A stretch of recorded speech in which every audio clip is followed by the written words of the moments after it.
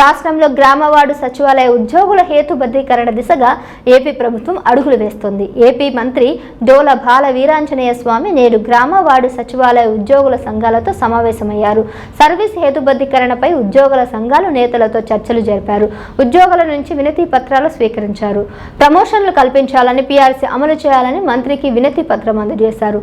ఈ సందర్భంగా మంత్రి డివిబి స్వామి మాట్లాడుతూ గ్రామ వార్డు సచివాలయ ఉద్యోగులను పిఎస్సి కేటగిరీలుగా హేతుబద్ధీకరణ చేయాలని నిర్ణయించామని వెల్లడించారు. సీనియర్ అధికారులతో కమిటీ ఏర్పాటు చేసి సర్వీసు నిబంధనలు రూపొందిస్తామని తెలిపారు. హేతుబద్ధీకరణ పైన అధికారుల కమిటీ పరిశీలిస్తుందని అన్నారు. హేతుబద్ధీకరణ ప్రక్రియతో కొందరిని తొలగిస్తారని అపోహలు వద్దని మంత్రి స్పష్టం చేశారు. ఎవరిని తొలగించట్లేదని, కొన్ని శాఖల్లో చాలా ఖాళీలున్నాయని వివరించారు. మహిళా పోలీసుల విషయంలోనూ నిర్ణయం తీసుకుంటామని చెప్పారు. మహిళా శిశు సంక్షేమ శాఖ, హోంశాఖను సంప్రదించి నిర్ణయం తీసుకుంటామని అన్నారు. ఈ సందర్భంగా మంత్రి డివిబి స్వామి కొన్ని ఆసక్తికర వ్యాఖ్యలు చేశారు. డిపార్ట్మెంట్ టెస్టులు పాస్ కాకుండా ప్రమోషన్ ఎలా వస్తాయని ప్రశ్నించారు. ప్రభుత్వం అన్ని అంశాలను పరిగణలోకి తీసుకుని హేతుబద్ధీకరణ అంశంపై నిర్ణయం తీసుకుంటుందని అన్నారు.